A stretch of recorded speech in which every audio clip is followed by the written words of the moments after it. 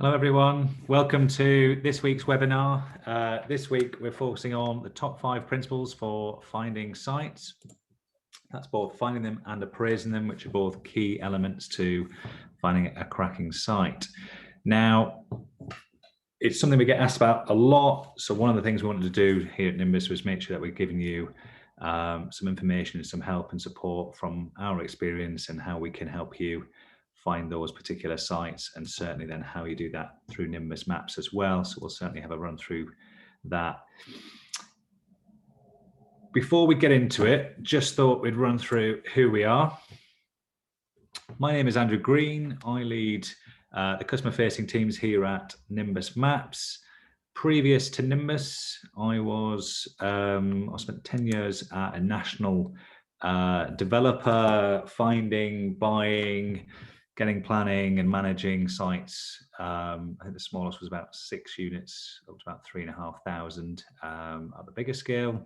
And like I say, I'm going to pull on some of that experience to help you understand what those key fundamentals are when looking and finding and appraising sites. And to help me do that today, we have Joe, who is a bit of a Nimbus Maps veteran, showing people how to find sites through Nimbus. Hi Joe, how you doing? Yes, very well. Yeah, I've been at Nimbus kind of 3.5 years, I think now. So it's kind of, yeah, if you haven't spoken to me, there's chances are you're going to speak to me very soon. So yeah, excited for the session. Fantastic. So before we get into the webinar, a few key points for everyone. The session will be recorded. We will be sending you a recording and an email at the end. So if you have to leave early, you miss something, or it goes through too quickly, then you can always get a chance to go and review it again on the recording. Please send your questions in throughout. We'll try and open it up to a bit of a Q&A at the end. We'll open up people's mics and all that kind of stuff so that you can ask questions and everything. We'll go through as many questions as we possibly can. We've got a bit of extra time at the end here to make sure that we get through all the questions. Whether it's about Nimbus, whether it's about site finding, we'll do our best to answer those. And not only that, we've got some polls at the end as well. So feel free to answer those so that you can let us know whether you want to be contacted or not in terms of taking next steps with Nimbus Maps as well. So before we get into the sort of key principles, I thought the one thing that's going to really inform the principles right now is obviously what's happening within the market. And lo and behold, everyone has been impacted by COVID-19. But I think the key points that we want to be picking up regarding sort of SME developers, both from a residential and a commercial point of view, are two things really. The rise in working from home is obviously meaning offices are starting to struggle, and therefore, if you're a landlord, you've got, I'm sure that, many of you are out there finding this as well, that, businesses are essentially reassessing their requirements for their office space now. And I think some sort of recent research from CBRE is basically saying that they're noticing, a slight sort of downward trend in that, although what they're finding is probably people who are looking for offices are just looking for, new build and obviously prime locations as well. So maybe there's that concentration back to more prime locations. So landlords who are in maybe sort of secondary locations are all of a sudden starting to feel a little bit more nervous when their tenants are starting to think, maybe do we need this big office anymore? Maybe we'll run a sort of half and half. I know we as a business are looking at, what are we going to, have as an office space going forward? I don't think we're anticipating, being back in the office full time. I think for the, foreseeable future, to be honest, I think until anything sort of majorly changes again, and we are certainly not alone in that, and others will be doing the same thing. So all of a sudden creates a great opportunity around those offices, and potentially then flipping offices to residential as well, or to alternative uses. I know not everyone is solely focused on residential. And then that second point, with the rise in online shopping, obviously not being able to get out to the shops has forced people to basically shop online because you've got to continue living basically. And what that's doing is almost created that step change in people sort of realizing, this is actually easier than I thought. relatively straightforward. A lot of the businesses are now getting much better at deliveries and returns and all of that kind of stuff. That actually, certainly from some research recently, that they're noticing this more step change now, even as COVID sort of, or the effects of COVID-19 sort of die off, and we can all get out to the shops, so we can all get out to restaurants again and all that kind of stuff. They will notice that there will be an increase in just online shopping anywhere. And as a result, if you're a landlord holding retail property, again, you're going to start feeling nervous. You've either got sort of small independents, which may survive, but sort of the research, I think it's by Knight Frank, that was basically saying that they expect small businesses, about a third of businesses, expect to basically 12 to 18 months before they can recover their sort of pre-pandemic levels of revenue, which for a lot of small businesses, that's a long time. If you're on quite small margins, have you got the capital to sort of continue through that period until you can get back to where you want to be? It's going to create pressure on, putting on the landlord to potentially begin a reduction in rent, or alternatively, you just, they're going bust, and therefore landlords are ending up with empty units, loss in income, therefore reassessing their portfolios and potentially looking to offload those, and then that creates more opportunities for developers and investors who can see things slightly differently. And ultimately, one of the people who sees things slightly differently is this guy. Like him or loathe him, him and his government are, to be honest, with their build agenda, arguably very good for developers. They're making legislative changes to help us, build more houses, basically, which this country desperately needs. And so ultimately, what are those two key changes that are going to impact developers and investors? First one being the new use class order, Class E for everything, because pretty much your shops, offices, light industry, clinics, health centers, gyms, pretty much a whole smattering of uses, all brought under that Class E now, as you can see here from this infographic from Litchfields. What that now does is just create ultimate flexibility. So if you are now investing in an A1 shop, not only can you then consider your usual sort of changes through planning, changes through permitted development rights, you can now change that to an office under the same use class. It's literally just changing the front of it. It is all now under that same one use class. So obviously this has been around since the 1st of September. We're all aware of this. I should hope most people are now aware of this. It's now, what is the impact? And I know we've been getting a lot of feedback recently around the new permitted development rights, which are Class MA. Now, we haven't got a fancy graphic for this because it's only sort of relatively hot off the press, but ultimately Class MA is changing that Class E to residential. So now, and there's a few other bits, it sort of mops up Class O and sort of Class M to a point, but ultimately it's slightly wider than that, and it arguably is arguably better, to be honest. I think, because you can use it in conservation areas, you can use it across a bigger area as well for offices. So maybe where you've got Article 4 is in place for Class O, now you've got Class M coming in, you've now opens up offices in those sort of Article 4 restricted areas, that you weren't before. Now, key thing, comes in place from the 1st of August.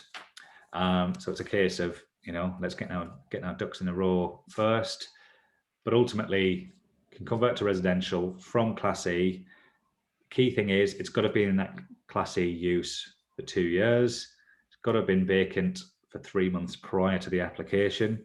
Now, it's quite a short time, and I think there's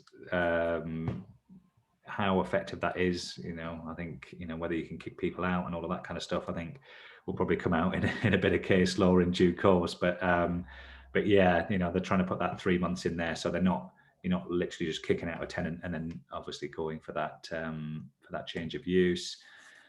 and then you can't do it through the usual restricted areas. So Article 2.3 land. The other key one there is probably listed buildings as well to be notable. So the key thing here, it isn't a whole thing about Class MA, but obviously that's a key point going forward and to consider around those finding sites. But the one thing here is we do have Elite Plus strategies where if you want to target PD rights, then obviously we have 8 strategies where you can do that. Now with Class MA, the guys are working on that in the background right now, and we're hoping it's probably about 4 weeks away, 4 or 5 weeks away. Before then, we'll have another Elite Plus strategy solely focused on Class MA. So I know a lot of people are asking about that, and that is the latest. The guys are working as quick as they can to get that out, but to the meantime, we've got some of these other ones. But if we found those sites, if we've got Nimbus Maps telling you sort of easy ways of just where it technically works, then how do we find the good ones? What are those principles around making it work? And that's where I'll have a bit of a run through some of the principles, and then Joe will then sort of feed in with how you can then do that in Nimbus Maps, and that'll be the focus more for today. So going forward, whoops, doesn't seem to want to move. There we go. Well, we've got our 8 ways to find land. So like I say, that regardless of the principles, we give you lots of different ways of helping you find those sites. But once you've found them, what do we do? Well, in terms of finding them, so the first sort of principle really is then finding value. And ultimately what we're looking for here are lower value uses. Fundamentally there's sort of 2 ways of really driving value, in pretty much every scenario, which is finding a lower value use and then converting it to a higher value use. And the second one is then finding a low density site and then basically intensifying the use of that site. Now, low value use applies to everything. You've got farmland at 10 grand an acre, you then convert it to residential at 100 grand or £1 million an acre or something, depending on where you are in the country. That's, just a way of finding a lower value use and converting it to a higher value use. Taking a shop, converting the upper parts, the low value upper parts, all the value in a shop is in that ground floor, all those upper parts, converting that to a higher use. That is then where you're going to then create that extra value. And the same with low density, that's where you're looking for those underutilized land and buildings, where you've got, something where it's, a house with a large back garden, maybe on a corner plot. There's an opportunity then to develop in the background, but not only can you then maybe add value to the existing plot, you can then build in the garden as well. So you're looking for those multiple options as well. So I think, in terms of what makes a great site and finding lots of value is where you have got multiple options. I was speaking to someone recently who was looking for, with the Holy Grail, a bungalow on a massive plot, because then obviously the bungalow, they can add additional floors to it, they can extend it, they can do all the works to their existing bungalow. But if it's on a big plot, maybe they can get an additional plot in there or additional 2 plots in there. Maybe they could knock the bungalow down and just build a bigger scheme. All of a sudden they've got multiple options and they can keep playing through those different appraisals to find out which one's going to drive the most value. Or by focusing on those, regardless of whether you get it at open market value, whether you get it just behind market value or pay a slight premium for it, because of the different options you've got to try and explore different revenue generating, development, it becomes less about just trying to time the market and more about just the work that you can put into that scheme. And that's where then you're finding those great sites. I had one example. We were developing out a large scheme in Oxfordshire, big, huge scheme. But one of the key things Rob was looking for is then what can we also do on the fringes where then we can get economies of scale. If we can build on the adjacent field, basically all of those construction team can just carry on and continue building that out those plots. We're not having to, add those extra costs of starting a new site and all of that kind of stuff. So it's And when we're buying that site, and initially, we're already earmarking, there's potential for, moving into those back gardens. There's potential for taking out the field in behind. There's potential for, flipping the, the shop into some other use or something like that. So it's always looking for multiple options. I think is where you find the real gems of sites. And then to do that in Nimbus, do you want to talk us through it, Joe? Yeah, fantastic. So if you do have Nimbus, a lot of these things that we mentioned here are going to be very familiar to you. But if you don't, we are going to do I'm going to drive actually for Andrew a little bit later on as well to show you these. But in terms of what Andrew just mentioned, we do have a section in Nimbus called the filters. And essentially you tell us that kind of sites you're looking for. So that can be any particular sizes, it can be any particular uses. Basically, it narrows down the map to actually fairly similar to kind of what you can see on that left-hand side. So merely you put your criteria in, we go and find it all on the map, and then it's all kind of interactive. So Nimbus can actually help you scale down and just show you the things that you're actually interested in. And then Andrew mentioned things like Ordnance Survey Master Map. Now, especially me, I'm a big fan of Master Map. I think it's actually a very addicting tool, simply because it operates off so many different kind of strategies. So the ones that Andrew mentioned there are things like low density. So primarily a very, very good tool for finding things like big back gardens or finding those corner plots. You can actually drag in Nimbus and kind of look around for those, and that's that addictive side of it. But equally, you might sort of look at something like the density of the plot anyway and what's actually built on it. You might look at neighboring properties and it starts to give you ideas about how can I extend mine or how can I add value. And that is not only good for that commercial aspect, but it's also very good for sort of HMOs, because Nimbus can kind of find HMOs for you there as well. And that segues quite nicely into that final point that you've got there, is that amongst a lot of other things, which we're going to show you, Nimbus does have kind of a lot of sort of market overlays, and we've mentioned some of those kind of in our 8 ways to find sites as well. But essentially, things like HMOs, we can actually tell you where they already exist. We can give you additional information. And then when you combine that with things like filters and Ordnance Survey Master Map, it's suddenly very, very quick, very, very easy to see where those opportunities are. If we use that sort of HMO example, we might have our HMO overlay, we might be looking at a street, and then we might be able to say, well, actually, where are those smaller ones that I might be able to go from something like a C4 up to a sui generis, where are those smaller properties that I can get involved in as well. But we're going to show you a lot of these elements as well. Fantastic, thanks, Joe. And I think, yeah, like HMOs are just another example of multiple options. Not only can you buy a house, develop out the back garden, but could you then convert the house to HMO and drive some further value out of it? And by understanding whether you can do that or not is then building that planning intelligence, which is point 2 of those principles. And I think basically understanding the planning is such a key fundamental part of understanding whether you've got a good opportunity or not, and I think, I've got it as the second point there, but arguably in terms of my experience in the past, always working with good quality planners. Nimbus has a great way of finding planning consultants who are active in that area and all that kind of stuff. But it's absolutely key. You need a planner who knows your local authority inside out. Different local authorities work in slightly different ways. Different planning officers will take different takes on things. If it is looking a bit questionable, your scheme, and it might go to committee or something, then you want a planner who's going to be on your side. You want someone, and a consultant who's going to be working with that planner to make sure they get that recommendation for approval.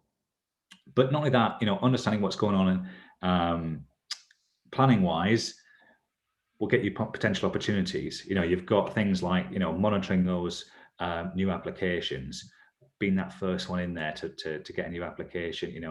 I know someone recently who's got a plot with a house. They actually they use it for grazing horses and things like that, which annoyingly the farmer has said they no longer want to do that. But the house that they've got and the relatively large plot means they're actually going to try and pursue an application themselves. They're not a developer, they're not bothered about that. They just want to get that planning application and then sell it on with planning.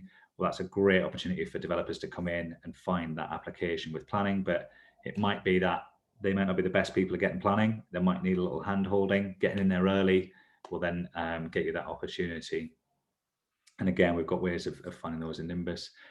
Understanding what your options are. So a bit like what we mentioned before with, let's say, like that HMO. So you're buying a plot and you're wondering whether HMOs are going to be suitable. Well, again, we can, not only can you see where HMOs are in Nimbus, for example, but through the planning, you can see where those applications are.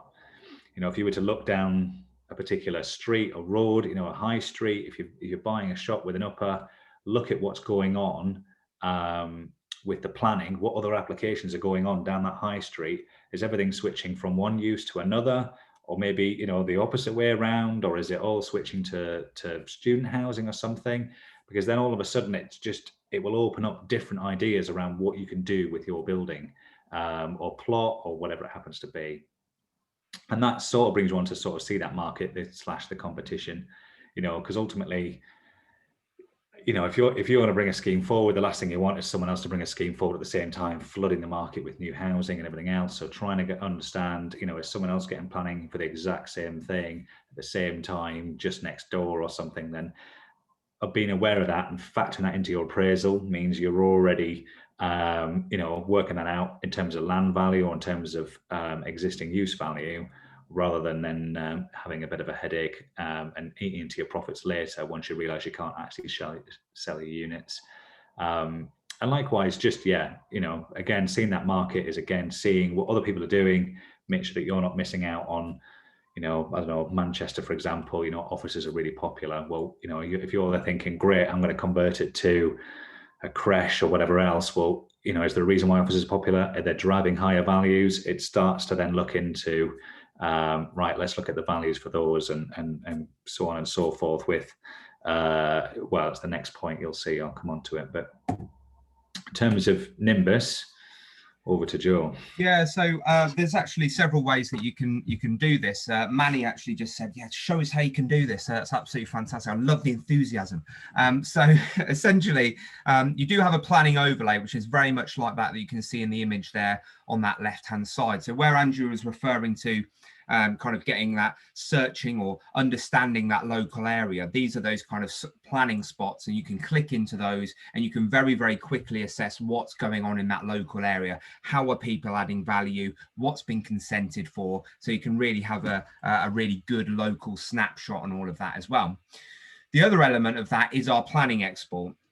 So within Nimbus, you can export the data. You can actually go off and say, well, actually, I'm looking for these particular certain planning applications. So there's multiple ways Andrew's just gone through with you.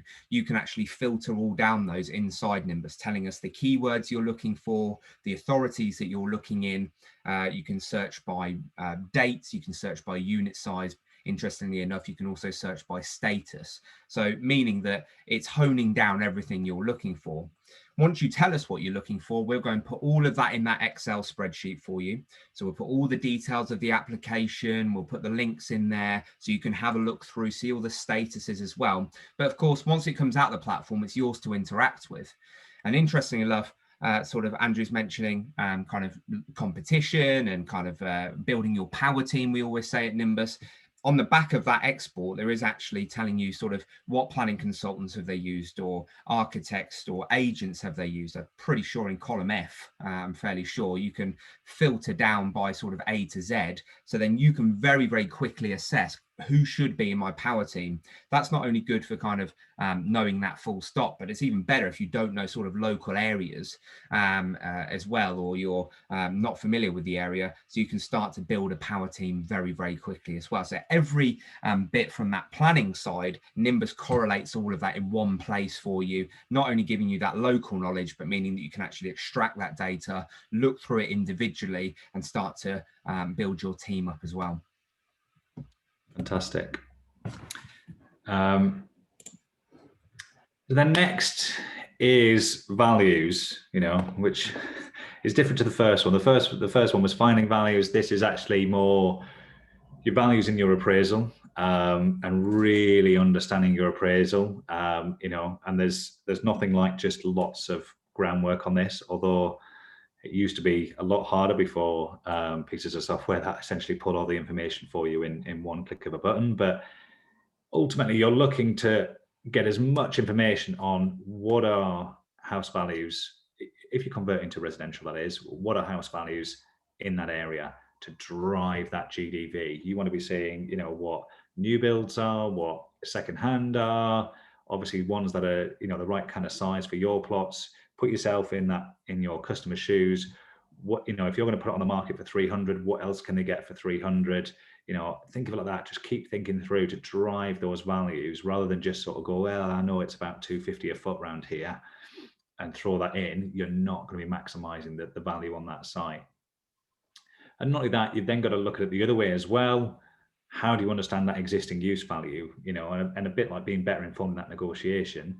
If you're going to go and approach a landlord to say, look, I'm going to take your shop with an upper, love to make an offer for your property.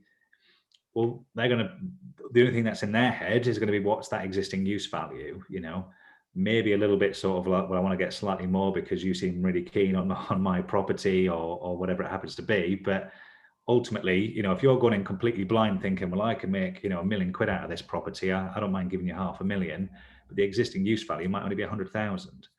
So in that instance, you need to then, you know, once you understand that, you can now reframe your negotiation back down to there and say, look, you know, I'm giving you a great deal at 150,000, you know, knowing that all that upside is all going to go to you.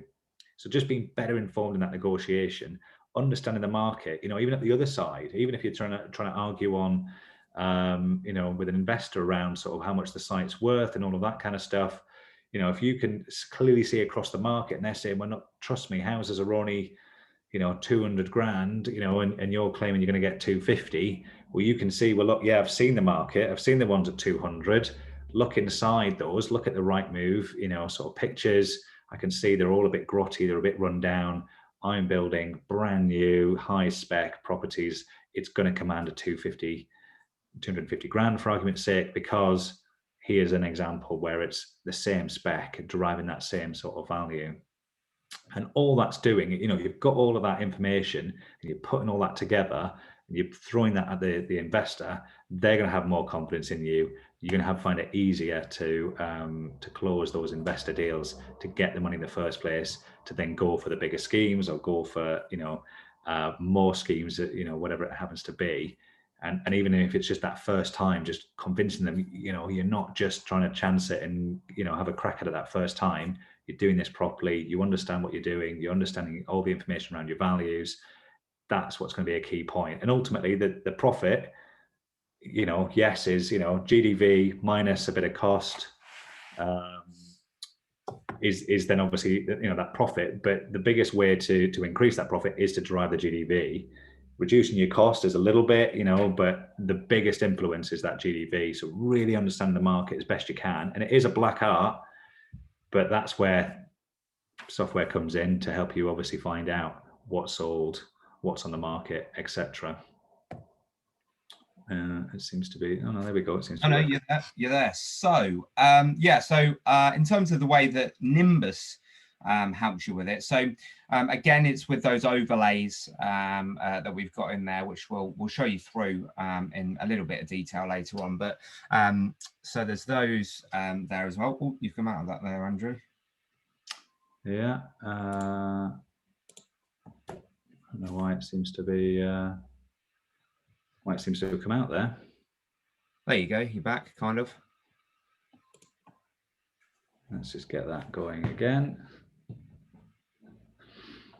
Clearly, my computer is deciding to have a little rest.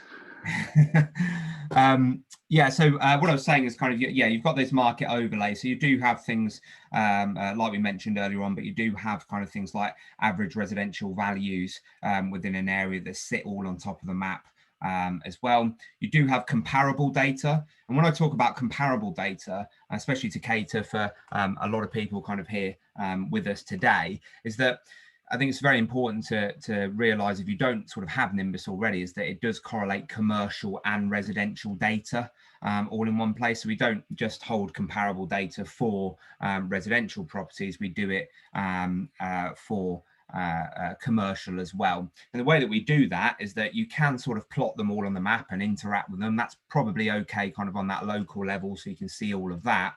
But actually, once again, very similar to kind of our planning export, is that you can get that data out of the platform, and it's given us sort of a little bit more information. So it will tell us kind of all of that good stuff that we're interested in, what are the averages in that area, but it's also going to give us other elements like HMO comparable data. Notoriously hard to get hold of HMO comparable data, so you've got that.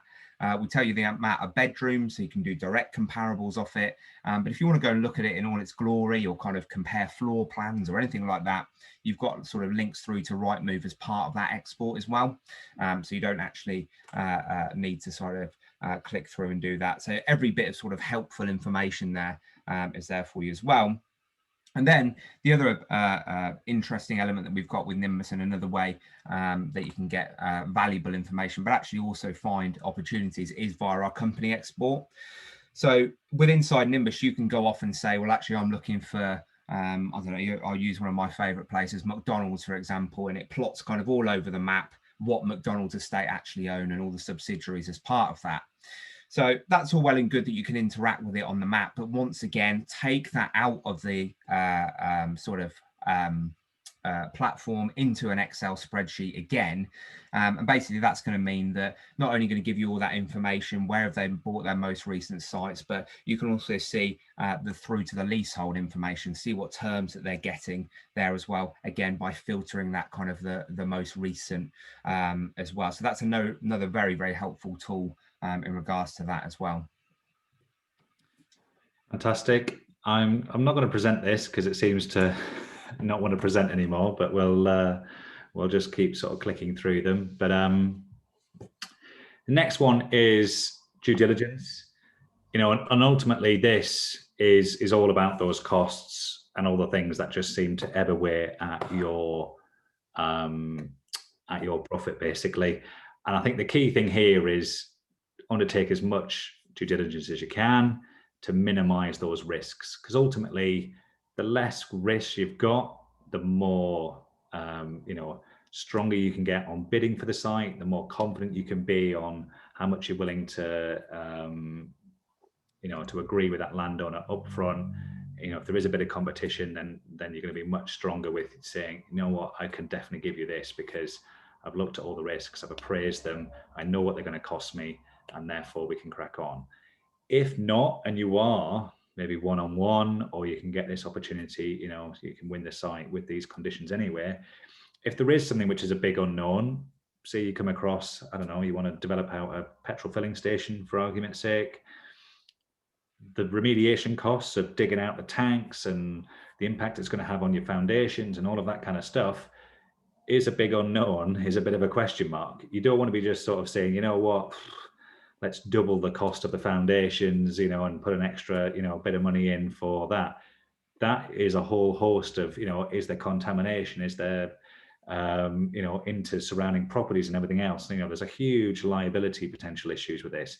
Well, that is one thing which, if I was basically speaking to a landowner, about a petrol filling station, I would absolutely be conditioning the outcome of a full detailed investigation, and therefore talk through what that impact is on the price. Still give them a price, but say, look, if there's additional costs that come off as a result of this investigation, they need to come off the price, because there's no way this site is worth what I'm telling you, bearing in mind those potential costs, which we don't know about. And arguably, certainly once you get to, larger sites and they've got agents and all that kind of stuff, agents should be de-risking sites by undertaking all this work before they sell it anyway, to then hopefully minimize the variation between bids and all of that kind of stuff. But we won't get into that.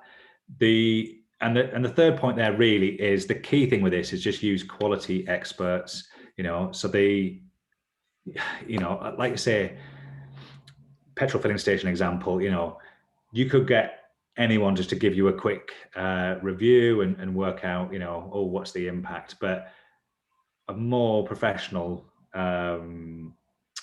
company consultant with a good credibility, who's going to know their stuff, will give you a lot more confidence that if they're saying you can get away with such and such foundations, and this is how you're going to, maybe you've got a pile of foundations, but you can get away with, saving here and this and that, then ultimately that is going to save you money in the long run, because the last thing you want to do is say, okay, great, it's going to cost me an extra 100 grand to remediate the site and the additional cost of the foundations, but then all of a sudden get halfway through the site, realize that it's not quite right, there's something else, it actually leached further than you thought, and you've got to remediate a slightly bigger area. That's cost that's just coming straight out of your profit, and yes, you can maybe go back to your expert, but to be honest, at that point your costs are going up, you're already on site, you don't want to be delaying and all of that kind of stuff. So again, you want good people who you can rely on and trust, that the information they're giving you is right, and then you can take that forward. Which again comes back to some of those points that Joel's mentioned previously. Yeah, so just obviously things like those planning overlays that we've mentioned, technical aspects as well that you have to take into consideration, reviewing those sort of surrounding applications using our planning overlay, and of course the export that we've mentioned there as well. Yeah, I think a key point there with that reviewing surrounding applications is, if they've used, say that one that was like flood risk, for argument's sake, if you're a bit unsure of who to use for flood risk, well, what's the other planning application used? If they got approved, probably had a good flood risk assessment in there, maybe you want to then use them. Not only that, they'll know the information from that area as well. So again, you might get a slightly better cost from that consultant, because they've already got the data for the area. And then the final one is the cash flow. So it's all very well saying we've maximized our GDV, we've minimized our costs, or we've worked out what our costs are, but ultimately developing is very expensive and very costly, and so cash is king with a lot of this. And ultimately, the less time you're taking out finance, the better impact it's going to have on your profits. The less time there's delays and all of that kind of stuff, the better it's going to have on, you're not paying extra for trades on site and all of that kind of stuff. So, fundamentally, you want to be reducing the costs as much as possible. The easiest way to, is to say delay the cost and everything else, but ultimately the best way and the best impact on that cash flow is to just not have to spend it in the first place. And that is arguably working with a good architect who can design a good scheme, who's going to minimize, to be honest, to give you an insight into, larger developers, we literally get to the point where, we're looking at how we can minimize the length of footpaths and all of that kind of stuff. We look at different gates and all of that kind of things to sort of minimize little costs, which, a gate on a house, if there's 100 houses, all of a sudden becomes, a bit of a key line within the cost appraisal. And the second thing, once you have value engineered that site and you've reduced all the costs the way you can, is then to delay those costs. For example, if you're developing out the site and you've got SIL payments, or you've got Section 106 contributions, or whatever it might be, that is a good opportunity to arguably negotiate with the planning authority, work with your planning consultant. Can they delay that? Does it need to be paid at the start of the site? Can it be paid at, halfway through the site? The council at the end of the day just want to make sure they get their money, rather than, than you just developing out the site and then running off before you've ever paid them their money. So as long as, you're paying that money before you've left site, they know you haven't sold the houses. So therefore, they'll know that you're more likely to pay it then. You don't need to pay it up front, So I think there's lots of different ways of doing it. Working with a good planning consultant will help you. Working with a good, set of builders, or a building team, if you've got your own team and all that kind of stuff. Really thinking about how you can, get that program right for developing out that scheme and minimizing delays, because delays just cost money and it all just impacts on that profit. And ultimately, again, it comes back to, getting that confidence right at the start. Confidence to your developers, to your investors, is knowing that you're not going to have delays going forward. It's not, or I'd say it's close to impossible to not avoid a delay of somewhere, because there's so many different variables. But the more you can reduce that, the much better it is.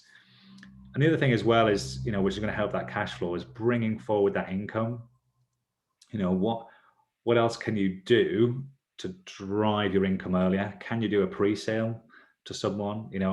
Yes, it may be slightly under market value for the houses. But if they're willing to take them all off you and give you a chunk of money up front, then potentially then, you're getting less finance, and, and you can just build up that site knowing that you've got a person at the end. You could just get through it as quick as you can without sort of thinking, how long am I going to be selling this for? You're going to get the money ready to put into that next scheme. You can already start to think about that next one, or affordable housing. A lot of people trying to, stay under that affordable housing threshold.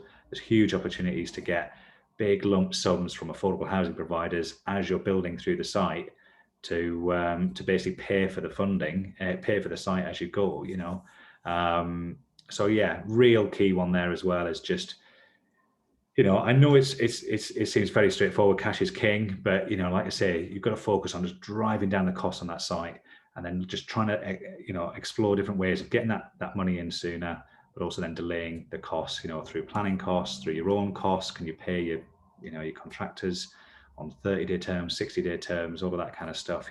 Obviously you've got to maintain that relationship, but where can you even push that out to maximize your profit on these sites, basically.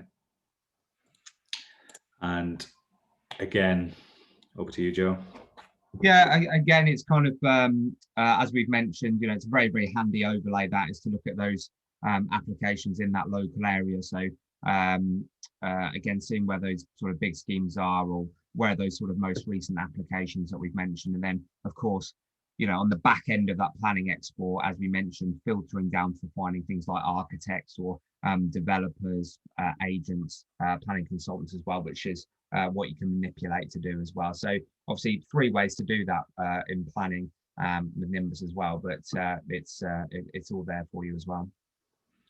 Fantastic, excellent. So to be honest, and I can see there was one question someone missed the first 2, just as a sort of as a recap then, for these 5 principles. Ultimately, finding value, understanding the planning, and not only the planning for your particular scheme, but understanding what's going on with planning all around, understanding the values on your scheme, effectively understanding your costs, and then obviously trying to maximize your values, minimize your costs, but also think of it in cash flow as well. It's the timing of those. It's all very well saying you're going to make loads of money, but if if all your costs are up front and you don't make any money for 12 months later, it becomes quite costly in terms of all your financing. And I think, without further ado, I know there's a few people also asking around, can we see this in Nimbus? And I know we're sort of pushing on for time, so what we'll do is we'll do a quick demonstration of Nimbus Maps, just to show you it in action, because I know we've sort of teased it over each of those different principles. So while Joe's getting set up, if you want to start sharing, Joe, does someone want to put up a location either in the chat or in the Q&A section, and we'll run a search looking for sites in that particular location? Or is there a particular type of site as well? Oh, we've already got Jamie's gone for Farnham. So unfortunately, Jamie wins the race for everyone. But if we do get a chance, we can do some searches in some other ones.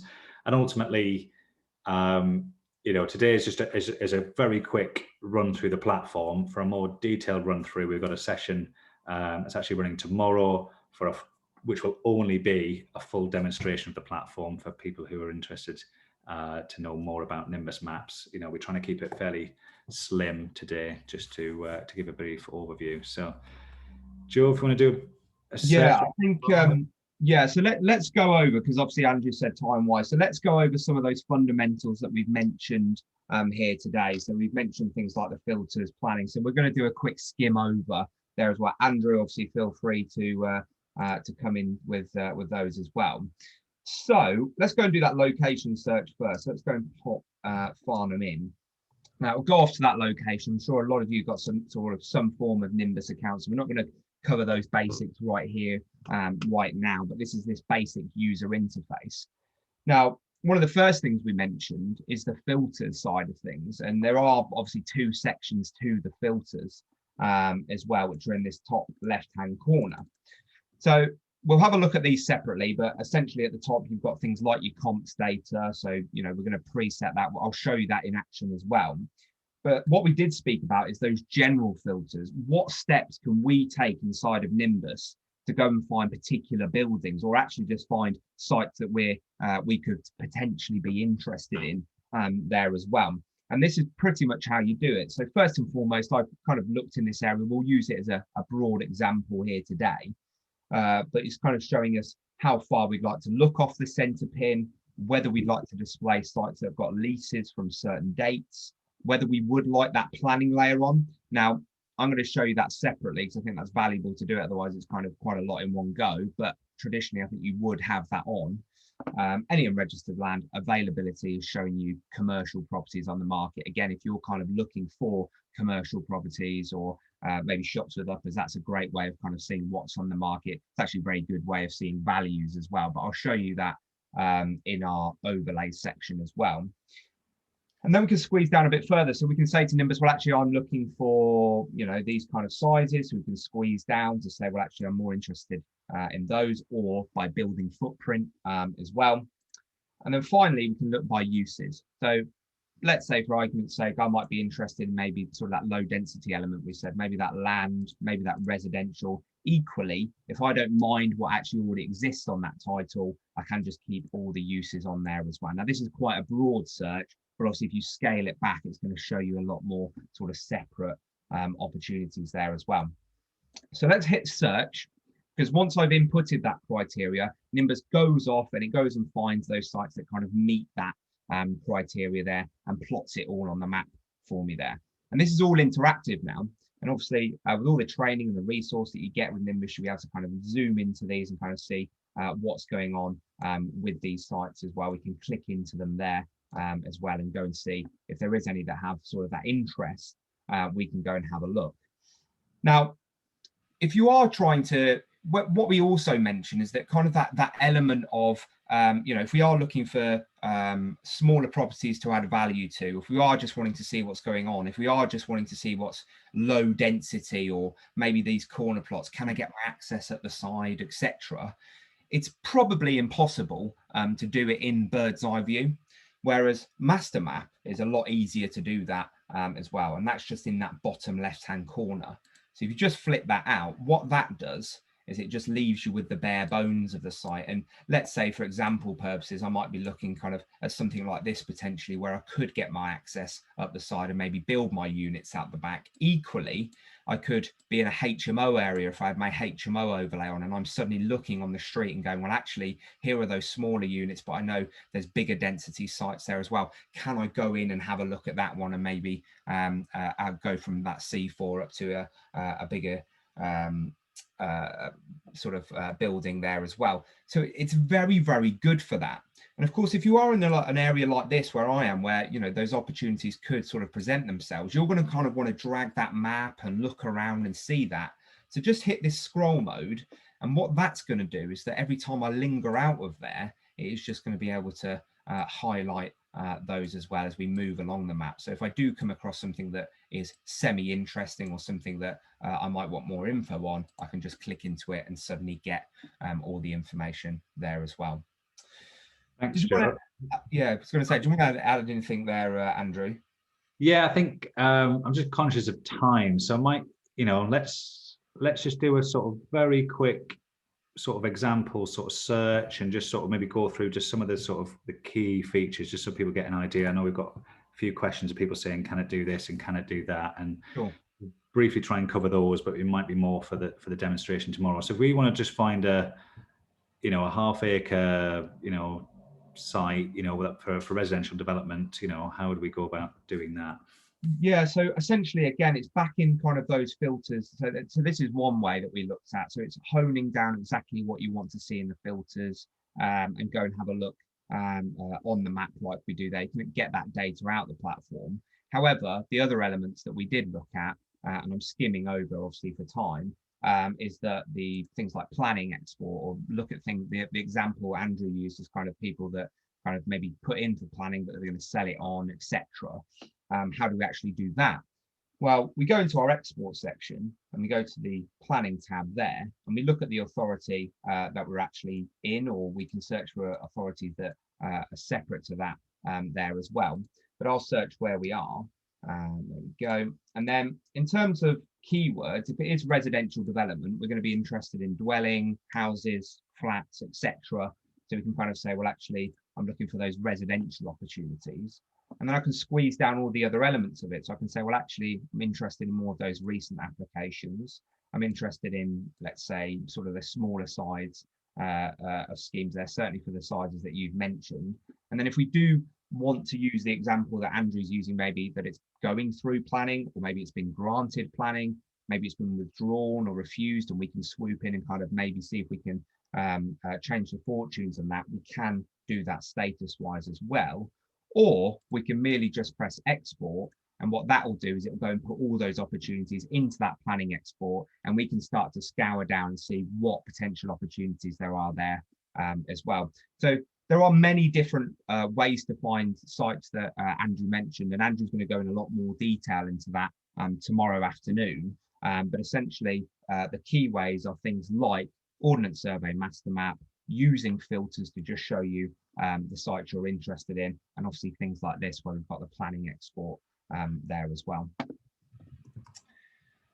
So I don't know if you wanted to add any of that on, Andrew, that's just coming through. I'm more than happy to show that export as well. Yeah, no, I think, like I say, the the planning export almost speaks for itself. All those things we talked about, finding applications, is obviously, you can do that initial search, find those applications. But as Joe sort of scrolls along the columns, you can see then obviously, if you're looking to find, developers, to maybe work with, or to buy your scheme, maybe you're just getting planning and then looking to find someone to sell it onto, then ultimately, you can scroll along and find the, proprietors, who tend to be all the company names there. So if you just go along back to proprietor, so these are all going to be then all the developers, certainly all the company names. So where it's a company, we can provide that, and that's across the platform. If it's owned by a company, we can give you those details without having to pay the £3. Unfortunately, if it's a private individual, which are all these blank ones, then you do have to pay the £3 to get those, unfortunately. But we pass through that same cost as per the land registry. So it's the, you pay for the subscription, but you just get the same cost that you would normally do with land registry. And then so I think someone asked about land values, then obviously you've got that price paid information there.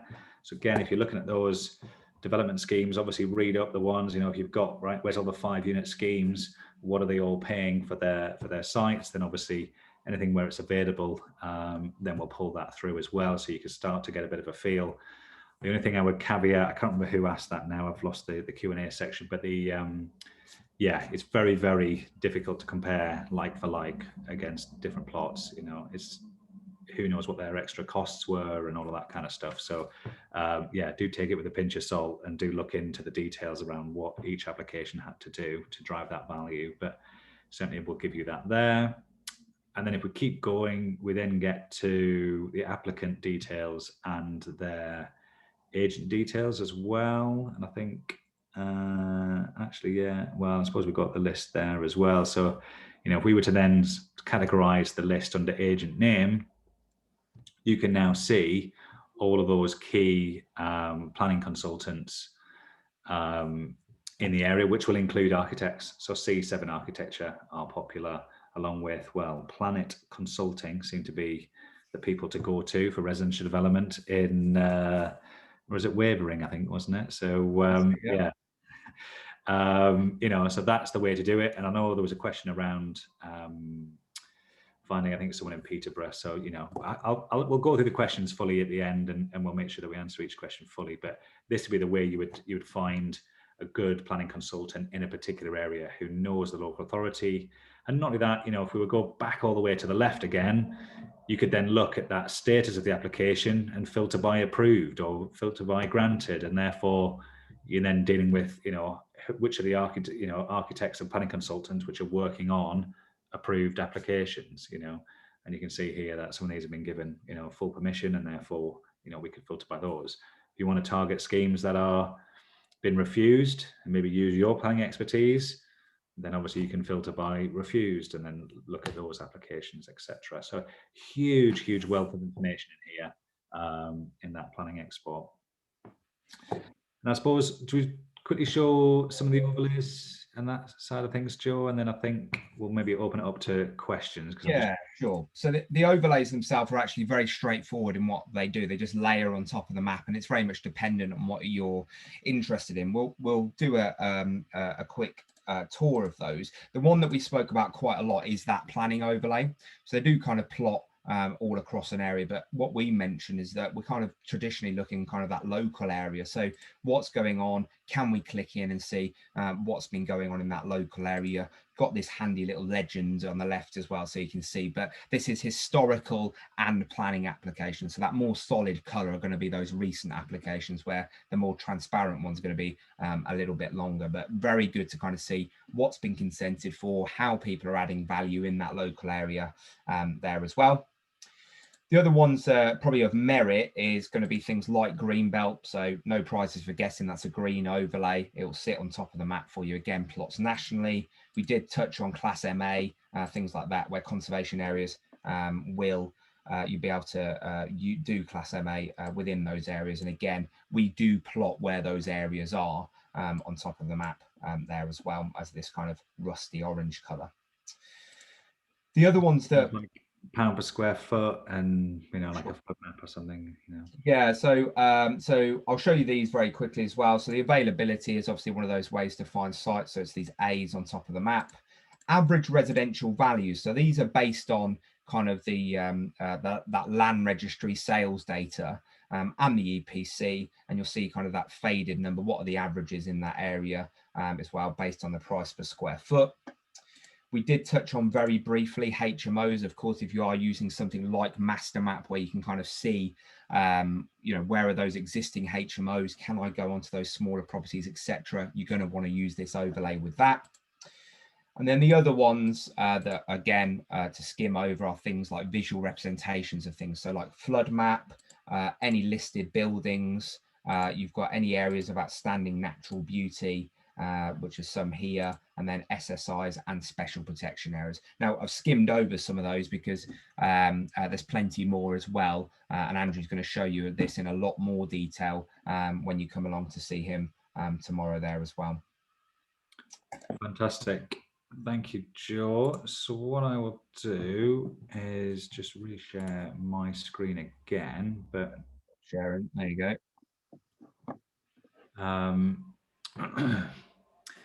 But again, so basically next steps from here. Do you want to run through this bit, Joe? Yeah, so, well, first of all, its next steps really are that Nimbus Maps kind of has got a lot of support on hand. So if you do get stuck or you need help, there's live chat in that bottom right-hand corner. But we always do say, if you've kind of ever had a look at kind of a webinar like this, or kind of any of other of our sort of presentations, always go and give it a go yourself. So you can get a 14-day trial of the platform that we've kind of gone over here today. What that does is give you access to the same tools, but obviously gives you additional resource as well. But if I do say so myself, you ping onto that next slide, Andrew, I'll do some promotion for you on your behalf. Is that Andrew is running a much deeper session just about Elite tomorrow. So whereas we focused heavily on principles and some of the factors that Nimbus is going to help you with, we've actually just scratched the surface of those. So I implore you to join Andrew tomorrow at 2:30, where he's going to go through all the ins and outs of Nimbus, and quite frankly, how you can make the most of your trial and why you need it in your toolbox in 2021 as well. Fantastic. So for people who are interested, let me run this poll. So like I said, so anyone who wants to join the webinar tomorrow, let us know. We'll make sure you get the link. The one thing I would say is, even if you can't make it, do register, because then you'll get the recording and everything anyway, and we'll go through obviously the platform in much greater detail. And then anyone who's interested in your free trial, let us know and make sure you get all set up as well, if you haven't already done so. But yes, we will then answer questions. So while everyone is filling that in, we will start to have a look at some of these questions. So I can see one in the chat already. So I'm gonna go ahead of you there, Andrew, and I'm gonna say I'll take that first one. So Paul Sanderson says, so high level question, can Nimbus be used to pinpoint sites of a certain size in a certain area? So for example, our sweet spot is 1 to 2 acre sites in Cheshire. Will Nimbus identify such plots, and does it give an indication of current ownership? So the answer is yes, yes, and yes. So the way that we would do that is via our filter section. So we would squeeze down the map to show us the sizes we're looking for, depending on the kind of property that you're interested in, whether it's if things like those big back gardens or maybe is just bare land. I implore you to use things like the uses, so you tell us exactly what you're kind of looking for there as well. And then all these freeholds that are actually just from land registry, they sit on top of those sites. You interact with them, so you click onto them individually, pulls out the panel from the left, and it's going to tell you whether it's in a private owner, which you have to download the information unless there's a recent application on it, I assume, or if it is in commercial ownership, we'll tell you that as well. So that was kind of a very, very short answer mixed with a very, very long answer, but I hope that kind of got you to where you wanted to be, Paul. Fantastic. So then we've got some other questions here. So Andre's asked, can you have a link for the presentation? If you answer the poll, we'll make sure that you get all those details. Brian, and you've also asked, does it cover Scotland as well? We don't cover Scotland. They have a different land registry system that isn't digitized in the same way, and therefore we can't bring through the information like we can with England and Wales, unfortunately. But until they make a fundamental change, then we can't add Scotland. It's not just a case of we haven't managed to get round to doing it yet. It's a bit of a sort of slight impossibility at the moment. But yeah, you know, as everything is becoming more sort of digital first and all of that kind of stuff, then I'm sure Scotland will get their act together eventually, and we'll add that information in due course. Melissa's asked about the fees. Do you want to give a rundown through those, Joe? Yes. I think that you'll probably go through this as well tomorrow, but there are two options with Nimbus. You've got an annual package, which is a one-off payment of $14.40, or you can spread that out over 12 months. Not only do you get unlimited access to Nimbus Maps Elite, but you get one-to-one support. You get a full training day with the co-founder of Nimbus, his name's Paul Davis, as well. And you get exclusive elite webinars like you have seen here today, but obviously with our partners and things like that. The alternative is a flexible, which means you're not tied in for the year, don't get the one-to-one support, but you get everything else I mentioned, and that's for £150 plus VAT as well. Fantastic. That's per month, isn't it? So per month, yes. Fantastic. And Melissa's asked, do the planning overlays show things like settlement boundaries, triple SIs, and other planning designations? You can see we've got various ones in there. It's probably not exhaustive, but there is a lot in there, and we're continually adding those as we go along as well. So definitely do join us tomorrow. Melissa's also asked about the £3 charge for land registry documents. Yes, it's exactly the same as just going directly to the land registry. We just pass through their direct costs onto you. We do things like, you know, you can save all their details within the Nimbus system as well. So it saves you having to rebuy sort of the same one, which, you know, I was always guilty of when I was a developer. And then interesting, Carl's asked, the 3-month vacant rule, does it only apply to buildings that have previously occupied, or could it apply to brand new offices that have been on the market for 3+ months? Good question. I would speak to a qualified planning consultant who would maybe advise a little bit more. I think you might get away if it was built specifically for offices. I suppose the only issue you might have is they do say it's got to have been in use, and I think you may struggle on justifying that it's been used as an office. But I suppose if you've built out a planning application for office, then you might be able to argue that one. But like I say, I'm not a qualified planner, so I would definitely seek some advice from a qualified planner who can maybe answer those more sort of nuanced questions around Class MA, especially because it's only just come out. So I think everyone's still trying to sort of get their heads around it as well. We've got Tara Powell. Yes, I saw this earlier. So you property in Peterborough. but parking is always an issue in town. Does anyone know a decent local planner who can help with this? Well, to be honest, Tara, the best way to do it is whatever planning authority you've got in Peterborough, do a planning export in Peterborough, look at who, for HMOs or for residential development, and then find those architects and planning consultants who are actively pursuing applications in there. Those will be where I would start, because Peterborough is new to me as well. So that's absolutely where I would go. And then we've got, can you go back to the Article 4? What happens to an office building in the Article 4 area that is vacant? Can the council stop me covering or converting to residential? That's from Rod New. No, not from the 1st of August this year, and assuming it fits the criteria of Class MA. So ultimately, if you were to convert to residential under Class MA, then there's no Article 4 on Class MA. And to be honest, it would take a council about 12 to 18 months to put an Article 4 in place. So it's not like they can simply slap one on, from day 2. So as long as it meets the criteria for Class MA, then you could then potentially pursue that under Class MA. Under Class O, then you can't, because they've got an article in your hypothetical scenario, there's an Article 4 in place. But there are slight differences around sizing and everything else, which I can't remember off the top of my head. So definitely consider if you meet all the criteria of Class MA, then they can't stop you. So that's what is really fundamental with this change. With from the 1st of August, there are lots of areas. I think the guys are working on a bit of an article at the moment where there are Article 4s restricting Class O, which is your office to resi. However, from the 1st of August, you could then convert the ones which meet the criteria of Class MA. You could actually convert those. So it's a big opportunity. Like I said, it's all very well telling you the fundamental principles, but I think a big part of site finding now is going to be influenced by this Class MA, because it is a big change to the legislation. And I think that might be all the questions. I don't know if there's any more. I appreciate we've completely gone over time.